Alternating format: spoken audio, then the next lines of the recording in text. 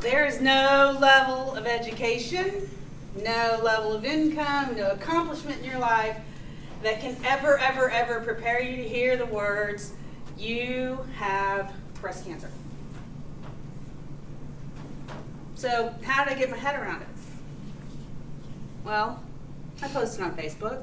Because that's what we do, right?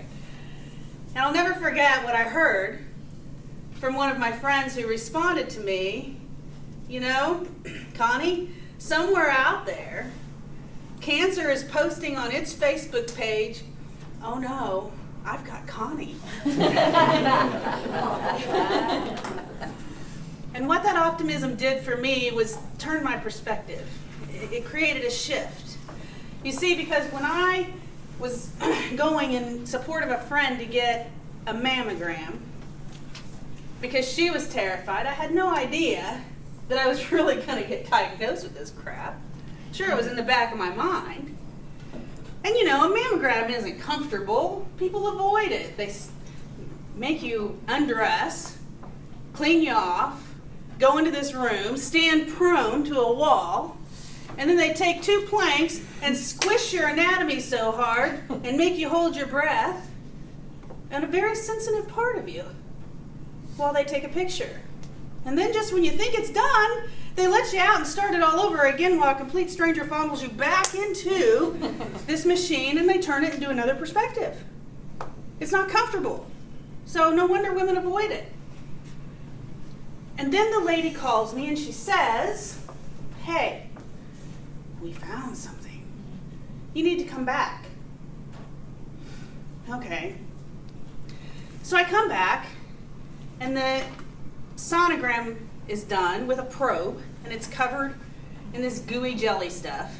And they push really hard on that sensitive part of your anatomy again. And I could tell by her face that something was wrong. And I said, well, what's going on? And she said, well, you know, I looked at the thing that we saw on the mammogram, but there's something else here that I'm concerned about.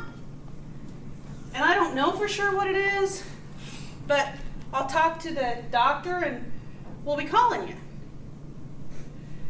So I go back and I see the doctor who wants to do a biopsy. In case you don't know what a biopsy is, they take this needle and stick it into that sensitive part of your anatomy and extract some more tissue and then send it away. And you breathe while you wait to find out what is going on. And while I'm in that process of having the biopsy, the doctor tells me, listen, I don't know whether this is breast cancer or not, but whatever it is, I want you to have it out because I don't like it. Okay. So you get the call from your doctor who has gotten the report, and your doctor's office, the nurse calls you. And it's always a good sign when the nurse calls, right? Because you know it's not the doctor. And the nurse says, hey, it's benign, don't worry about it. It's all good. And I said, well, but the doctor said something while the process was going on that, you know, that she thought maybe I needed to have it out anyway. Are you sure? And this nurse pauses for a minute, and she says, oh, wait a minute, I didn't read all the way through his report. Yeah, you're right, you need to go have it out. Are you kidding me? Are you kidding me, lady? So she calls around, and finally I get a breast surgeon and did all the research, and they schedule you. And when you go in to have a removal of a lump in your breast, the first thing they do is put you back down where you had the sonogram, and by a guided sonogram, they stick this wire in your body into the thing that they want to have taken out. And then they do the sophisticated job of putting a styrofoam cup on the end so that it doesn't get bumped in the process. And then you go up for surgery.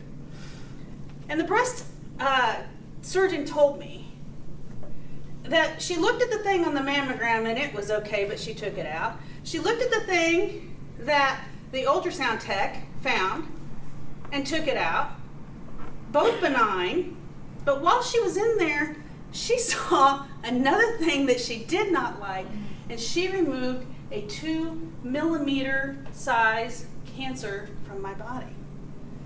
It was the size of a mustard seed. The size of a mustard seed. And so when she did that, she said to me, you know, now you have to go through all these treatments. So radiation begins. Radiation is 36 treatments consecutively on weekdays. You go every day.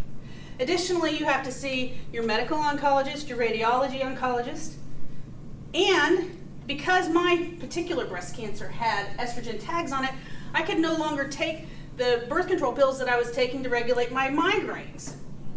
So they had to inject a capsule inside of my stomach that cost $3,000 to control my migraines without hormones. I don't know what people who don't have money, don't have good jobs, don't have flexibility can do. But in case you ever wondered if lawyers were jerks, a woman on the other side of a case wrote to me that she thought perhaps that my judgment had been affected by my recent breast cancer diagnosis because of a position I took on a case. Yes, I have that in writing. And then another guy wouldn't let me extend a deadline so that I could go for an out-of-town deposition. And I had to put in the public record to a court in a judge my 85 visits in a 4-month period of time for medical treatments and explain why it was that I needed an extension. Lawyers are jerks. I admit it. And I got the extension. So if you ever wondered what it is that you can do for somebody who has breast cancer, make sure you tell them, oh no, breast cancer is just as worried about you. Because it flips that switch. Because I'm free of cancer now, and my radiation oncologist used words like cure, and told me that if one more year goes by the grace of God, I will be considered cured. Please tell your wives, your mothers, your aunts, your uncles, all the women in your life to get checked. And please don't miss your mammogram. It's important.